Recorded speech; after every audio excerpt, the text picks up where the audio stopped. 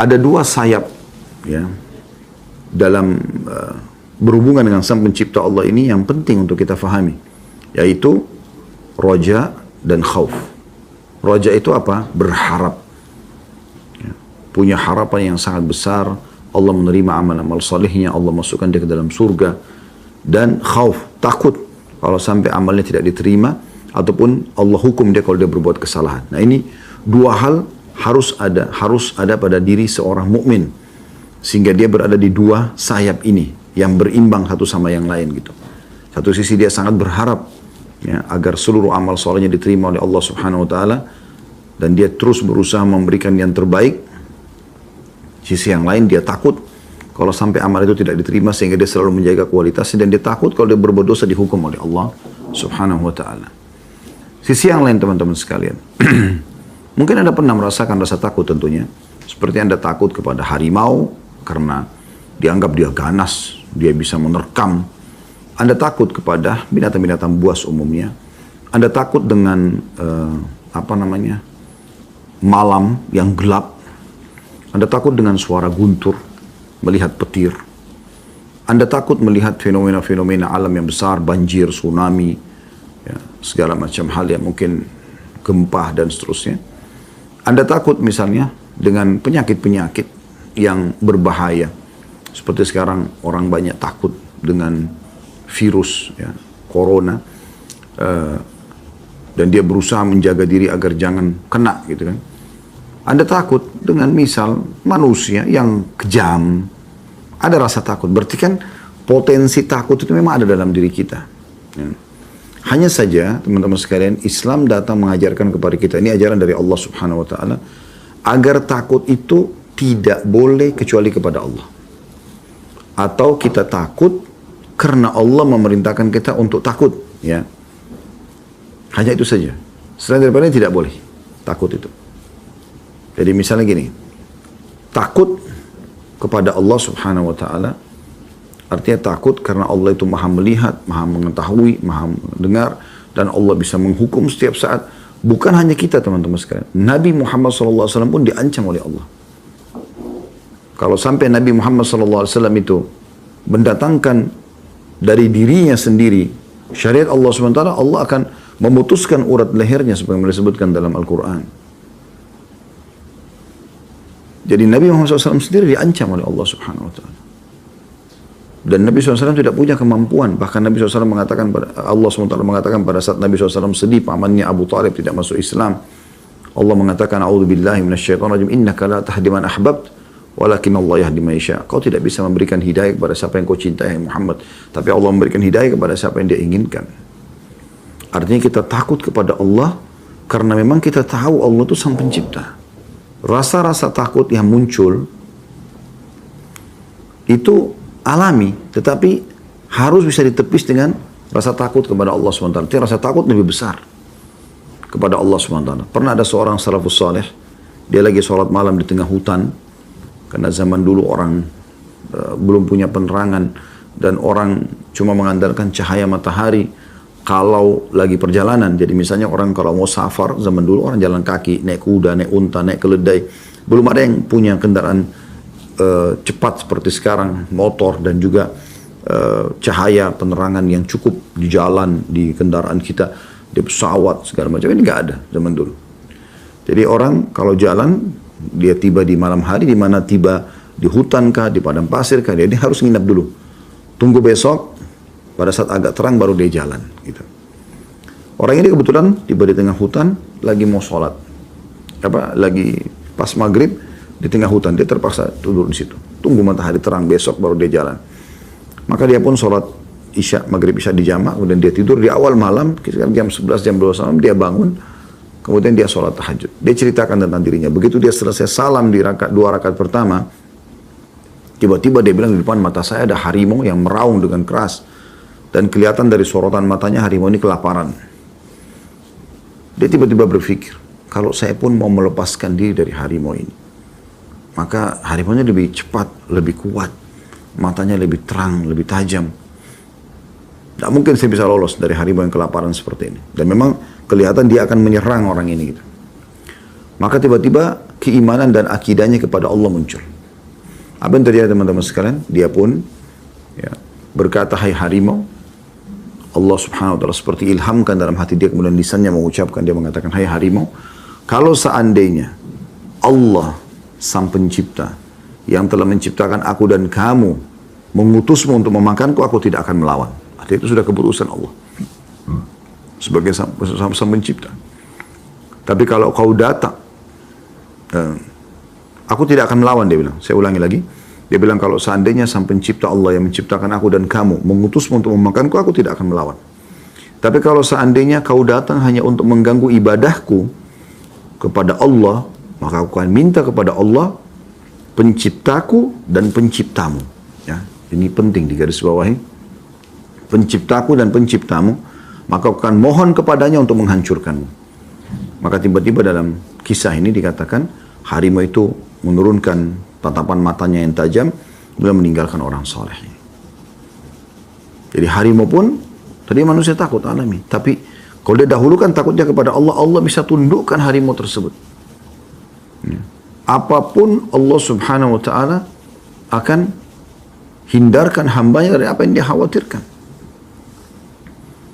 Jadi takut hanya kepada Allah subhanahu wa ta'ala. Atau takut kepada yang Allah suruh takut. Gitu kan? Seperti misalnya api neraka. Allah subhanahu wa ta'ala membahasakan dalam Al-Quran masalah itu kan. Wattaqun nar. Takutlah kepada neraka. Selamatkan dirimu dari api neraka. Ya ayyuhalladzina amanu qu anfusakum wa ahlikum nara. Hai orang beriman, selamatkan dirimu dan keluargamu dari api neraka. Kita disuruh takut. Bukan karena nerakanya, tapi karena perintah Allah. Ya. Maka ini termasuk boleh gitu kan. Tapi kalau takut-takut ini diarahkan kepada selain Allah subhanahu wa ta'ala, selain apa yang kita paparkan tadi, maka kita akan temukan orang itu selalu penuh dengan ketakutan urusan dunia. Semuanya ketakutan yang tidak penting, tidak perlu ada dalam dirinya. Terlalu banyak membuang energi dan menghabiskan potensi yang ada pada hal-hal yang tidak perlu. Sampai pada tingkat takut pada kecoa, takut pada kegelapan yang tidak perlu takut gitu. Takut karena mendengar suara angin, takut karena ini dan itu. Tidak ada rasa takut semuanya. Kekhawatiran yang berlebihan. Makanya orang-orang beriman itu selalu tentram hatinya teman-teman. Bahkan disuruh berperang, tumpahkan darah pun di jalan Allah mereka bersedia.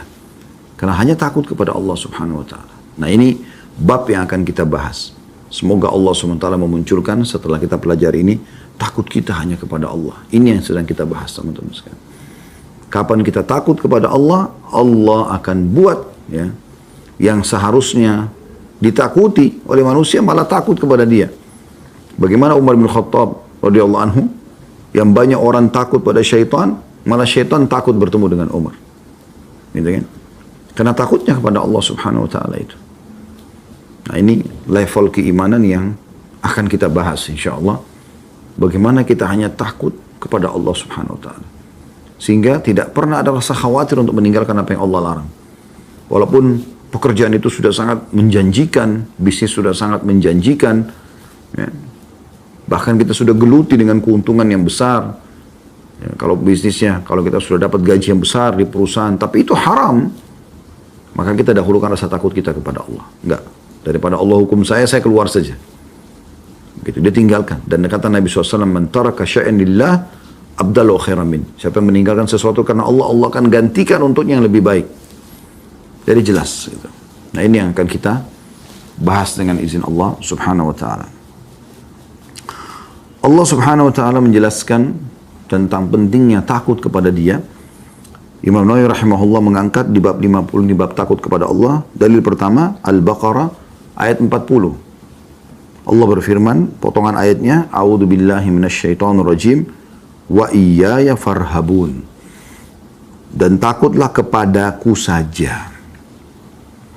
Takut kepadaku saja. Mau kita sendirian di tengah padang pasir, mau kita di kuburan sendirian, mau kita di tengah lautan sendirian, yakin Allah bersama kita. Para malaikat Allah di kiri kanan menjaga kita, mencatat amal-amal kita. Allah betul-betul basir, maha melihat, sami', maha mendengar, alim, maha mengetahui. Ya. Dan dia hayyul qayyum yang anda baca dalam surah, dalam ayat kursi. Allahu la ilaha illa huwal hayyul qayyum. Allah yang tidak ada Tuhan, tidak ada pencipta, tidak ada pemilik, tidak ada penguasa di langit dan bumi. Ya. Kecuali Allah yang sifatnya maha hidup, tidak pernah mati selamanya. Ya. Dan qayyum selalu terus-menerus mengurus makhluknya. Tanamkan dalam hati itu teman-teman sekalian. Hanya bergantung, hanya memohon, hanya manja, hanya merengek, hanya takut, hanya tunduk kepada Allah. Tidak ada yang lain. Kalau ini anda sudah bisa tanamkan dalam diri anda akan hidup tentram sekali. Mau anda kaya, anda bersyukur. Mau anda miskin, anda bersabar. Mudah sekali. Karena asas keimanannya sudah ada. Hanya takut, hanya bergantung, hanya memohon, hanya manja ya, kepada Allah subhanahu wa ta'ala. Makanya pernah ada ceramah kami susun dan saya harap teman-teman bisa mendengarkan kembali di playlist YouTube, insya Allah sudah ada. Indahnya menjalin hubungan dengan Sang Pencipta Allah. Betul-betul teman-teman kita merasa selalu terjaga, ya, terawasi, terpenuhi kebutuhan kita kalau kita menjaga hubungan dengan Allah subhanahu wa ta'ala. Bahkan Allah mengaturkan sampai pada hal-hal yang kecil. Allah mudahkan semuanya. Itu yang Allah sebutkan dalam surah At-Talaq. A'udzu billahi minasyaitonir rajim. Wa yattaqillaha yaj'al lahu makhraja. Siapa yang bertakwa kepada Allah, patuh, tunduk, takut kepada Allah, Allah akan berikan jalan keluar dari masalah-masalah dia. Wa yarzuqhu min haitsu la yahtasib. Dan Allah berikan rezeki dari tempat yang tidak disangka-sangka. Kemudian ayat yang kedua Al-Buruj ayat 12. Allah Subhanahu wa taala berfirman, A'udzu billahi minasyaitonir rajim. Inna batsya rabbika lasyadid. Sesungguhnya azab Tuhanmu benar-benar keras. Jangan coba-coba. Kalau satu manusia saja kita punya masalah teman-teman, maka manusia satu ini sudah cukup untuk mengganggu hidup kita. Dia bisa teror kita, dia bisa mengganggu kita, bisa mencelakakan kita setiap saat. Bagaimana dengan pencipta alam semesta ini? Jangan coba-coba. Siksaan Allah sangat keras. Kalau anda pernah melakukan kesalahan, Allah maha luas rahmatnya, masih menerima taubat hambanya. Tapi jangan terus-menerus terjerumus dengan kesalahan yang anda terus jaga. Ada orang subhanallah sampai tua terus terulang kesalahan dosa yang sama. Enggak akhi dan ukhti. Harus sadar dan berhenti. Karena batsh Allah, siksaan Allah keras kalau sudah datang. Siapa dari kita yang tidak pernah merasakan teman-teman hukuman dari Allah subhanahu wa ta'ala karena dosa kita lakukan, pada dosa kecil mungkin. Dengan penyakit, dengan sumpek, dengan sedih, dengan gangguan orang. Ya. Dan seterusnya. Ayat yang ketiga diangkat oleh beliau adalah surah Hud ayat 102 sampai 106 yang berbunyi a'udzubillahi minasyaitonirrajim wa kadzalika akhdhu rabbika idza akhadha al-qura wa hiya zalimah inna akhdahu alimun syadid inna fi dzalika laayatan liman khafa 'adzabal akhirah dzalika yaumun majmu'un lahun nas wa dzalika yaumun mashhud wa ma nu'akhiruhu illa li ajalin ma'dud yauma ya'ti la takallamu nafsun illa bi idzni فمنهم شقي وسعيد فأما الذين شقوا ففي النار لهم فيها زفير وشهيق. Artinya, dan begitulah azab Tuhanmu apabila dia besar kata ganti Allah, mengadab penduduk negeri-negeri yang berbuat zalim, sesungguhnya azabnya Allah sangat pedih, lagi keras. Kalau sudah datang banjirnya Allah, longsornya, tsunami-nya, ya, wabah penyakitnya, bisa mati massal seketika semua. Bergelimpangan mayat-mayat. Anda sudah lihat kan di Indonesia bagaimana terjadi di beberapa wilayah. Longsor seketika terjadi, tidak sempat mereka menyelamatkan diri. Rumahnya hancur, hartanya habis, mayat di sana sini bergelimpangan. Ada yang masih pakai baju, ada yang terbuka pakai bajunya, ada yang pegang handphone dan segala macam. Kuasa Allah. Dan pada saat itu penyesalan. Maka jangan undang ini teman-teman. Jangan undang murka Allah, karena Allah kalau datangkan siksaannya pedih. Lalu kata Allah, sungguhnya azabnya sangat pedih lagi keras. Sesungguhnya apa yang, ya, saya ulangi terjemahnya, dan begitulah azab Tuhanmu. Apabila dia mengazab penduduk negeri-negeri yang berbuat zalim, sungguhnya azabnya sangat pedih dan keras. Lalu Allah mengatakan, dan pada demikian itu benar-benar terdapat pelajaran bagi orang-orang yang takut kepada azab akhirat. Artinya azab dunia itu sudah berat. Apalagi azab akhirat jauh lebih berat. Jangan coba-coba. Di zaman kita sekarang ada unik. Mau mendaftar jadi ahli neraka. Dia seperti sudah tahu neraka. Faham neraka itu apa? Main nantang-nantang gitu. La haula wa la quwata illa billah. Coba ambil korek gas kecil, bakar jarimu sendiri. Wahai orang yang mengucapkan kata-kata seperti ini, bakar jarimu coba. Apa kamu gak rasa panas itu? Coba ambil silet kecil lalu iris sedikit. Sakit gak? Coba ambil gunting-gunting satu telunjukmu. Coba. Jepit dengan benda yang keras misalnya. Coba. Itu baru urusan dunia dan Anda sendiri yang melakukannya gitu. Bagaimana kalau orang lain melakukannya dan orang itu sangat kejam? Itu luar biasa. Neraka ini tidak bisa digambarkan teman-teman sekalian dengan akal manusia. Berat sekali digambarkan ya oleh Allah SWT di sini.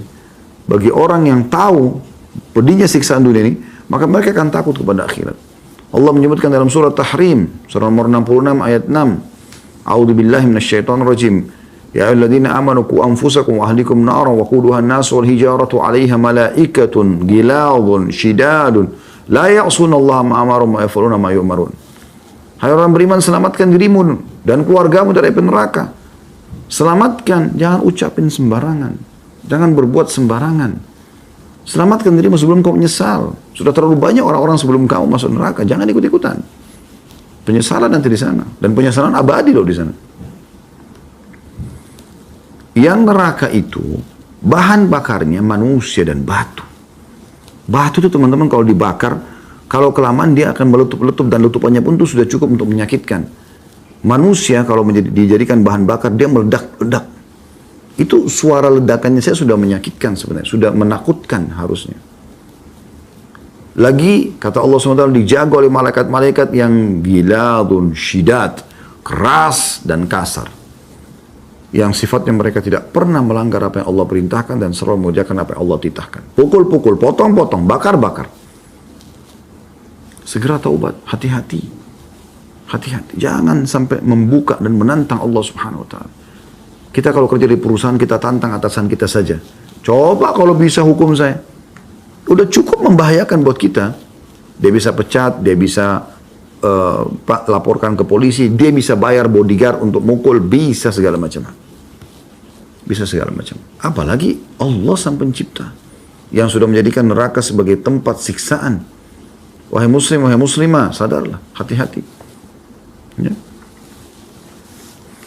Kata Allah Subhanahu wa taala, saya ulangi, dan begitulah azab Tuhanmu dalam surah Hud ayat 102 sampai 106. Dan begitulah azab Tuhanmu apabila dia mengadab penduduk negeri yang berbuat zalim, berbuat dosa terus-menerus, sesungguhnya azabnya sangat pedih lagi keras. Demikian itu benar-benar terdapat pelajaran bagi orang-orang yang takut dengan azab akhirat. Hari kiamat itu adalah suatu hari yang semua manusia akan dikumpulkan untuk menghadap kepadanya, kepada Allah. Dan hari itu adalah suatu hari yang disaksikan oleh segala atau seluruh makhluk. Semua dibangkitkan dan akan menyaksikan. Dan kami tiadalah mengundurkannya melainkan sampai waktu tertentu. Dan sudah ditentukan waktunya kapan terjadi.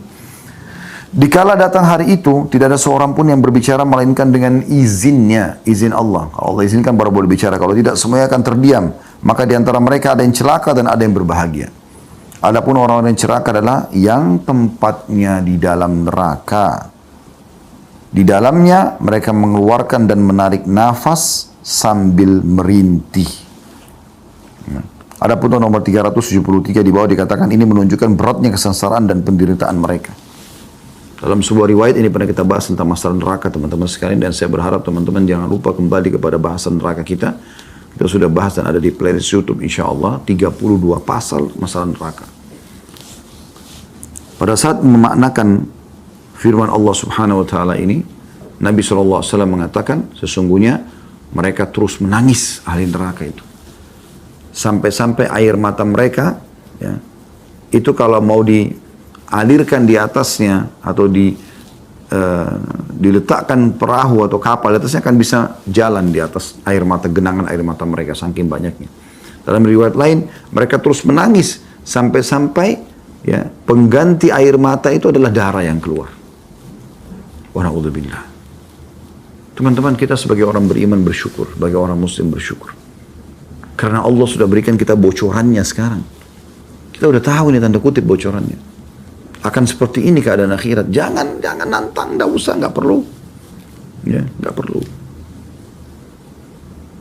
Fir'aun itu muminya masih ada sampai sekarang. Lihat itu orang yang kufur kepada Nabi Musa alaihissalam. Mayoritas penduduk muka bumi ini tahu kisah Fir'aun dan Nabi Musa alaihissalam.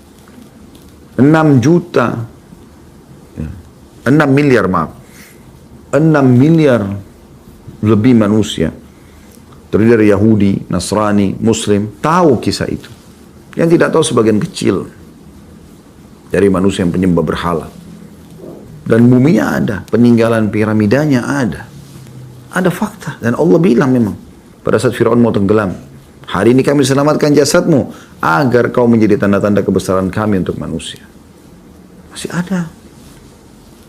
Bisa kita lihat banyak kaum Tsamud di Madain Saleh 4 jam dari kota Madinah. Masih ada sampai sekarang.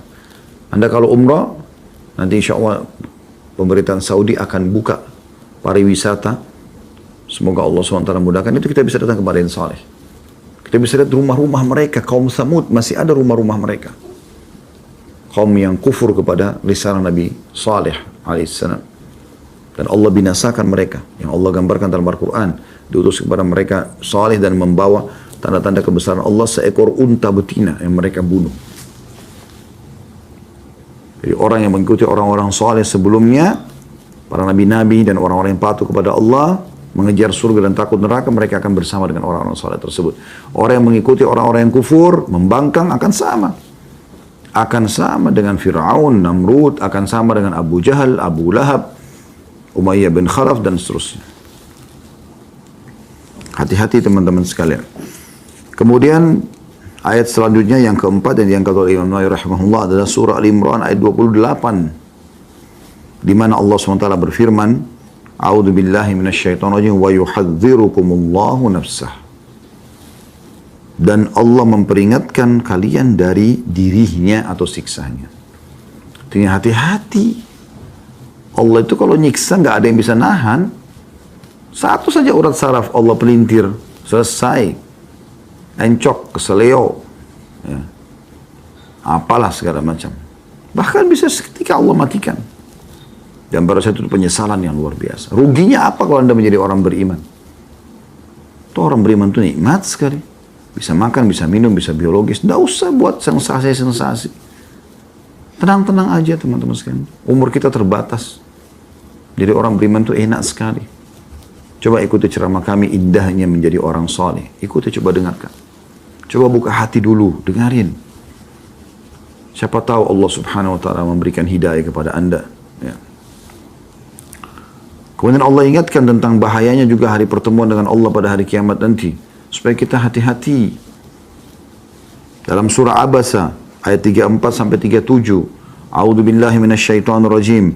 Yauma yafirul mar'u min akhihi wa ummihi wa abi wa sahibatihi wa banihi likulli imri'in minhum yawma idzin sya'nun yughni. Allahu akbar. Ayat ini luar biasa teman-teman. Coba dengan tadabbur, dengan hadirkan hati. Apa kata Allah? Pada hari itu, hari kiamat nanti, manusia akan lari dari saudaranya sendiri. Saudara kandung yang sama-sama lahir dari satu rahim akan lari dari saudara kandungnya. Kenapa? Takut nanti saudaranya tuntut dia. Saya pernah tidak sholat, saudara saya ini nggak ingatkan. Saya pernah nggak puasa. Saya pernah tidak tutup aurat. Saya pernah begini dan begitu. Juga lari dari ibu dan bapaknya. Takut ibunya sang bapaknya menuntut dia. Menjadi anak yang kurang berbakti. Atau bahkan durhaka. Dan dari istri juga anak-anaknya. Istri pasangan kita yang selalu bersama-sama sehari-hari, makan sama-sama, minum sama-sama, tidur sama-sama, tetangga bantal. Orang lari pada hari kiamat, takut nanti istrinya nuntut, suaminya nuntut, dan anak-anaknya, kata Allah. Setiap orang pada hari itu mempunyai urusan yang menyibukkannya. Dia ingin selamat, Karena orang dibangkitkan nanti di hari kiamat di mahsyar, neraka depan matanya, mengeluarkan suara-suara gemuruh, letupan-letupan. Yang kata Nabi SAW akan didatangkan neraka pada hari kiamat yang ditarik dengan menggunakan 70.000 rantai. Di satu rantainya ada 70.000 malaikat yang menariknya.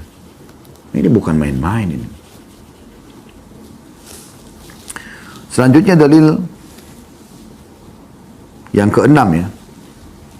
Jadi yang pertama Al-Baqarah 40, yang kedua Al-Buruj 12, yang ketiga Hud 102 sampai 106, yang keempat Al-Imran 28, yang Allah mengatakan Allah peringatkan kalian dari dirinya atau siksanya. Kemudian yang kelima adalah Abasa ayat 34 sampai 37.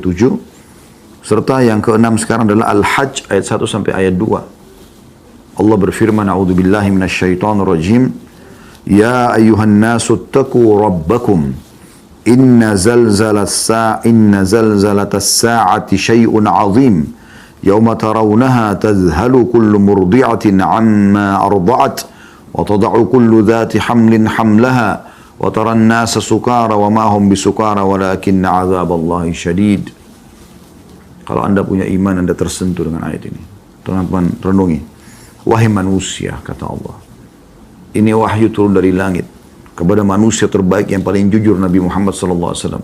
Dan abadi dalam Al-Quran dari 1400 tahun yang lalu dan terus sampai menjelang hari kiamat nanti. Allah memanggil wahai manusia. Bertakwalah kepada Tuhan kalian. Takut dan tunduklah kepada Tuhan kalian Allah. Sesungguhnya kegoncangan hari kiamat itu adalah suatu kejadian yang sangat besar. Sebelum kau dibangkitkan, sebelum kau nyesal nanti, di hari kiamat tidak bisa lagi lari.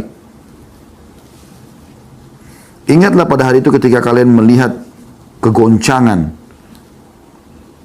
Maka lalailah semua manusia, semua wanita yang menyusui anaknya.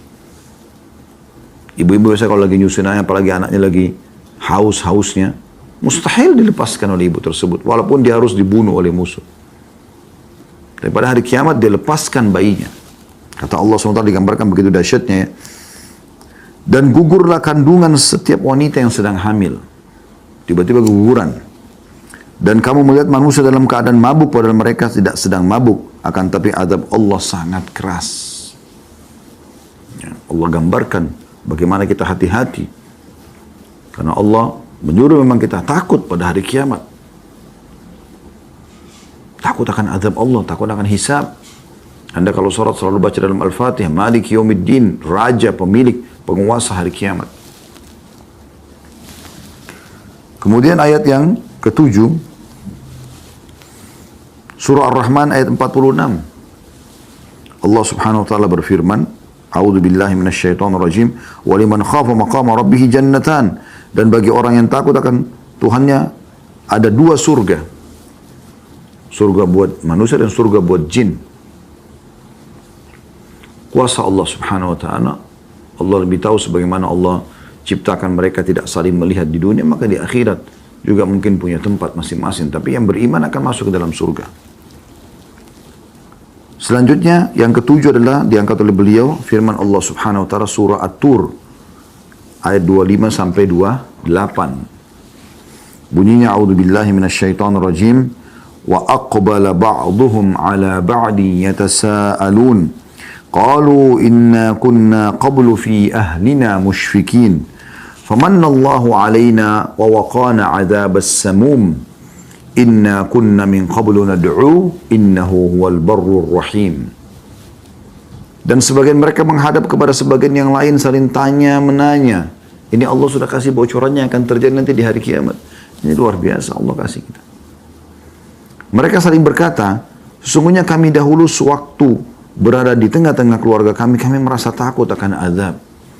Artinya yang membuat kami selamat di hari kiamat ini karena dulu di dunia kami takut jangan sampai kita disiksa. Alhamdulillah dengan itu Allah selamatkan. Maka Allah memberikan karunia kepada kami dan memelihara kami dari azab neraka.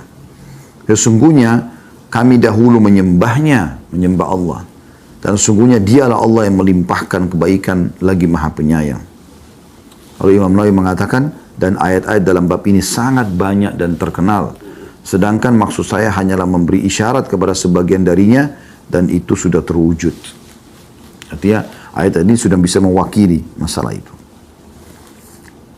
Adapun hadis-hadis tentang takut kepada Allah, kata beliau, maka jumlahnya juga banyak dan berikut ini hanyalah sebagian darinya. Oke, kita sekarang masuk ke hadis yang pertama dalam bab kita ini. Kata beliau, Allah lah pemberi taufik. Hadis nomor 401 dari awal kita belajar. Dari Ibnu Mas'ud radhiyallahu anhu beliau berkata, haddatsana Rasulullah sallallahu alaihi wasallam wa huwa as-sadiqul masduq. Inna ahadakum yujma'u khalquhu fi batni ummihi 40 yawman nutfah, thumma yakunu 'alaqatan mithla dhalik. Thumma yakunu mudghatan mithla dhalik, thumma yursilul malak fayanfukhu fihi ar-ruh wa yu'maru bi arba'i kalimat. بكتب رزقه وأجله وعمله وشقي أو سعيد فوالذي لا إله غيره إن أحدكم لا يعمل عمل أهل الجنة حتى ما يكون بينه وبينها إلا ذراع فيسبق عليه الكتاب فيعمل بعمل أهل النار فيدخلها وإن أحدكم لا يعمل بعمل أهل النار حتى ما يكون بينه وبينها إلا ذراع فيسبق عليه الكتاب فيعمل بعمل أهل الجنة فيدخلها. Rasulullah SAW menyampaikan kepada kami dan beliau adalah orang yang paling jujur dan bisa dipercaya. Artinya Abdullah bin Mas'ud ingin menyampaikan satu hadis yang sangat penting harus diperhatikan oleh setiap orang yang beriman, setiap muslim, agar mereka hati-hati. Dan ini datangnya dari sumber as-sadiqul masduq. Nabi Muhammad SAW orang yang paling dapat dipercaya dan paling jujur. Kata Nabi SAW, sesungguhnya salah seorang yang terkalian dikumpulkan penciptaannya dalam rahim ibunya selama 40 hari dalam bentuk setetes air. Sperma ketemu sama sel telur. Kemudian menjadi segumpal darah. Pada saat sudah ketemu sel telur sama spermanya. Kemudian menjadi segumpal daging. Selama itu pula. Kemudian diutuslah satu malaikat. Lalu malaikat itu meniupkan ruh padanya. Dan dia diperintahkan dengan 4 kalimat. Menulis rezekinya, ajalnya, amalnya, dan apakah dia orang celaka atau bahagia. Demi Allah yang tidak ada sesembahan yang hak selainnya. Ini sumpah Nabi SAW. Sesungguhnya ada salah seorang di antara kalian yang beramal dengan amalan perbuatan atau amal perbuatan penghuni surga hingga jarak antara dia dengan surga hanya 1 hasta. Ternyata catatan ketetapan takdir mendahulunya sehingga dia beramal dengan amalan ahli neraka, maka dia masuk ke dalam neraka. Dan sungguhnya ada salah seorang di antara kalian beramal dengan amal perbuatan ahli neraka hingga jarak antara dia dengan neraka hanyalah 1 hasta. Ternyata catatan atau ketetapan takdir mendahulunya sehingga dia beramal dengan ahli surga, maka dia masuk ke dalam surga. Hadits ini diriwayatkan oleh Bukhari dan Muslim. Seperti biasa teman-teman sekalian, kita coba lebih dalam pelajari dan mendalami hadits ini. Yang pertama adalah bagaimana kejelian Abdullah bin Mas'ud radhiyallahu anhu dalam menyampaikan sifat Nabi Muhammad sallallahu alaihi wasallam. Dan sifat ini penting sekali untuk selalu kita jaga. As-sadiqul masduq. Yaitu orang yang jujur, paling jujur dan paling dipercaya. Bahkan orang-orang Mekah pun memberikan julukan Nabi SAW Al-Amin. Orang yang paling bisa dipercaya. Orang-orang Mekah juga mengatakan As-sadiqul amin. Orang yang jujur dan dapat dipercaya. Itu julukan Nabi SAW.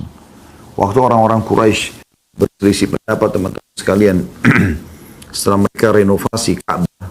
Siapa yang akan mengembalikan Hajar Aswad pada tempatnya?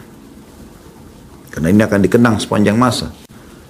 Maka tiba-tiba ada satu suku Quraisy mengambil atau menyembelih seekor hewan, lalu meletakkan, menumpahkan darahnya di ember, lalu mereka mencurupkan tangan mereka sambil mengatakan, kalau ada yang meletakkan Hajar Aswad selain kami, maka akan terjadi pertumpahan darah. Maka suku yang lain pada saat lihat melakukan hal yang sama. Mereka menyembelih hewan, mereka taruh darah, ditampung darahnya di wadah, lalu mereka celupkan tangan mereka, lalu mereka angkat sambil mengatakan, kalau ada yang meletakkan Hajar Aswad selain kami akan terjadi pertumpahan darah. Hampir semuanya begitu. Hampir semuanya Quraisy saling bunuh-membunuh karena memperebutkan siapa yang akan meletakkan Hajar Aswad pada tempatnya. Sampai akhirnya mereka berhukum kepada satu orang yang tua, dihormati. Dan orang itu mengatakan, begini saja. Siapa yang masuk dari pintu gerbang Mekah ini, dikenal dengan pintu Bani Syaibah, siapa yang masuk dari pintu ini, kita tunjuk dia sebagai pemimpin kita. Dan semua harus setuju. Maka mereka sepakat, oke, baik. Maka mata semua terarah kepada pintu gerbang Mekah. Orang pertama masuk setelah disepakati ini, maka dia akan menjadi hakim. Apapun keputusannya kita terima. Subhanallah, dengan hikmah Allah SWT yang muncul di situ adalah Nabi Muhammad SAW. Ini sebelum itu jadi Nabi ini. Maka serentak semua mengatakan, As-Sadiqul Amin, As-Sadiqul Amin Radina. Orang yang jujur dan bisa dipercaya, yang terpercaya. Orang yang jujur dan terpercaya, kami sudah ridho, kami sudah ridho. Maka Nabi SAW datang menghakimi mereka setelah mereka minta. Lalu Nabi SAW meletakkan jubah beliau atau kain, letakkan, kemudian beliau meletakkan Hajar Aswad di tengah-tengahnya, ya, dengan tangan beliau yang mulia, kemudian menyuruh setiap kepala suku untuk mengutus, untuk datang dan memegang ujung-ujung kain tersebut sehingga sama-sama mengangkat, ya, Hajar Aswad tadi, dan beliau sendiri SAW meletakkan di tempatnya sekarang. Tapi saksi bahasan kita adalah memang julukan ini. Jadi bagi umat Islam tidak perlu ragu dengan semua informasi dari Nabi SAW, karena memang penduduk Mekah sendiri mengakuinya pada saat itu, padahal beliau belum jadi Nabi. Dalam satu kejadian lain, pernah Nabi SAW naik ke bukit Abi Kubais. Kemudian beliau mengatakan, wahai Quraisy, kalau seandainya saya mengatakan pada kalian di belakang bukit ini ada, atau di belakang Mekah, maksudnya bukit ini ada di belakang Mekah, ya, ada pasukan yang siap menyerang Mekah, apakah kalian percaya? Maka apa jawaban orang-orang Quraisy pada saat itu? Ini mereka belum beriman, masih dalam keadaan kafir. Mereka mengatakan, tentu saja, karena kami belum pernah menemukan kau bohong sekalipun. Belum pernah bohong sekalipun. Maka Nabi SAW mengatakan, ketahuilah, aku adalah utusan Allah, dan di antara kedua tanganku adalah siksa yang pedih. Maksudnya kalau nolak, maka bisa disiksa oleh Allah SWT. Ini yang menyampaikan informasi kepada kita. Dan ini penting. Ya. Kalau sumbernya terpercaya, kita bisa terima. Gitu kan? Semua penyampaian Nabi SAW adalah benar, wahyu. Allah sebutkan dalam surah An-Najm, wa ma yantiqu 'anil hawa in huwa illa wahyun yuha. Tidak pernah Muhammad bicara sesuai dengan hawa nafsunya, tapi dia wahyu yang disampaikan kepadanya. Ya. Ini pelajaran pertama tentang kedudukan dan julukan, ya, yang disebutkan oleh Abdullah bin Mas'ud radhiyallahu tentang Nabi SAW. Pelajaran yang kedua adalah bagaimana Nabi SAW menggambarkan tentang prosesi pembentukan manusia. Jadi seakan-akan beliau ingin menyampaikan, kalau kalian ini semua, sehebat apapun kedudukanmu, setampan apapun, secantik apapun kamu, ya, sekaya apapun kamu, kamu juga manusia, sama. Yaitu proses selama 40 hari, ya, dikumpulkan penciptaannya, bahan-bahan penciptaannya, sperma sama sel telur tadi, dalam rahim ibu. Ini selama 40 hari. Kalau 40 hari itu berarti sekitar sebulan 10 hari, ya. Kemudian menjadi segumpal darah selama itu pula. Dari sperma sama sel telur nanti berubah jadi segumpal darah. Anda bisa ada cuplikan di YouTube banyak tentang proses penciptaan manusia. Tapi ini menggambarkan kepada kita, kita ini makhluk lemah. Jangan sombong hai manusia. Ada Tuhan yang menciptakan kamu. Semua kita menjadi dari sini prosesnya. 40 hari kemudian dalam bentuk darah. Berarti bertambah lagi, gitu kan? Dari 1 bulan 10 hari sekarang berarti 2 bulan 20 hari, ya. Kemudian menjadi segumpal daging selama itu pula. Lalu menjadi segumpal daging, ya. Berarti 3 bulan 30 hari, di 4 bulan pasnya. 40 hari pertama, 40 hari kedua, 40 hari ketiga. Jadi kan kalau jadi digabung berarti 120 hari, kurang lebih 4 bulan. Ini prosesi manusia, semuanya begitu. Setelah itu Allah akan utus malaikat untuk meniupkan ruh. Artinya sebelum 40 hari belum ada ruhnya. Kalau sudah 40 hari, berarti sudah ada ruhnya. Ini pelajaran yang kedua tentang proses penciptaan manusia. Dan kita semua dari situ. Maka jangan pernah merasa sombong. Kamu pada saat lahir di muka bumi, hai manusia, tidak tahu apa-apa. Bahkan kamu masih belum bisa melihat. Setelah berapa hari baru penglihatan terlihat. Baru penglihatanmu mulai sempurna. Baru kemudian motorikmu semua mulai berjalan, mulai tumbuh. Dengan proses yang tidak bisa ditolak. Ada pencipta yang mengatur prosesmu itu, hai muslim. Hai saudaraku, manusia. Ya. Ini proses kita. Kita bangun semuanya sudah, kita lahir semuanya sudah ada. Sudah ada oksigen, sudah ada cahaya. Bahkan sudah ada orang tua kita yang mengurus kita. Kalau bukan orang tua kita, ada orang lain yang mengurus kita. Sampai kita bisa tumbuh besar seperti yang kita rasakan sekarang. Itu prosesmu. Sadari itu.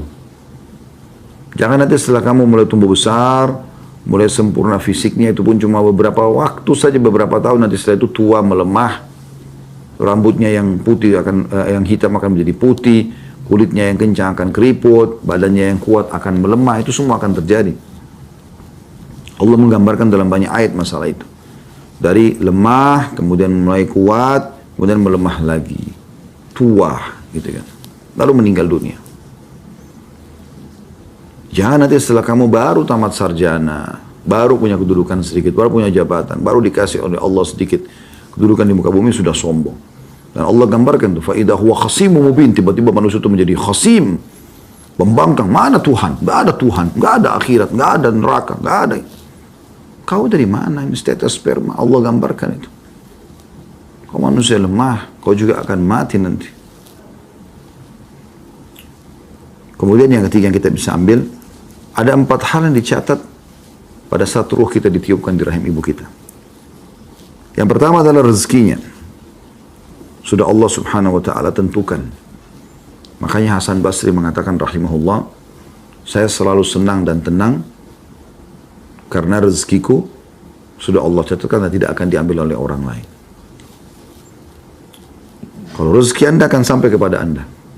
Saya bolak-balik subhanallah pernah kejadian ya. Beli makanan, kemudian sudah niat saya makan, ternyata bukan saya makan. Anak-anak yang makan, mungkin istri yang makan. Kadang-kadang kita berikan kepada orang, subhanallah rezekinya akan sampai kepada dia. Melalui kita yang beli kita. Bolak-balik kejadian begitu. Kalau sudah rezeki kita tidak mungkin. Akan sampai. Ini detik-detik sekarang Anda sedang menghirup oksigen, ini rezeki Anda itu. Sadar nggak itu kalau ada yang aturin? Ada yang mengaturin suara kita bisa keluar, hidung kita bisa menaik oksigen, mata kita bisa menangkap cahaya, Anda bisa melihat acara ini. Tangan kita bisa bergerak. Nah, ada yang mengaturnya, ada sang pencipta Allah. Ditentukan rezekinya, ditentukan ajalnya. Gak ada yang tahu kapan dia mati. Tapi walaupun semua pasti akan mati. Kata Nabi SAW, kalau Allah ingin mencabut ruh seseorang di satu tempat, Allah buat dia punya hajat, lalu dia akan sana. Kemudian Allah cabut ruhnya di sana. Bruce Lee seorang ahli bela diri kan, mati juga. Siapapun akan mati. Gak ada yang tidak mati. Amalnya, Allah sudah tahu dengan kemahaluasan ilmunya. Yang Allah gambarkan dalam Al-Quran, A'udzubillahi minasyaitonirrajim, wa qad ahata bikulli syai'in ilma. Allah telah meliputi segala sesuatu dengan keluasan ilmunya. Ya. Maka Allah sudah tahu orang ini akan beriman atau kafir. Maka Allah catatkan dia amalnya. Allah sudah tahu amal apa akan dia pilih.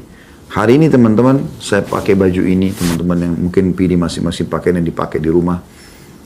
Anda juga pilih aktivitas, ada yang ikut ceramah ini, mungkin ada yang tidak ikuti. Apa yang Anda lakukan ini, semua sudah Allah tahu dan Allah catatkan di Lauhul Mahfuz. Tidak ada yang luput.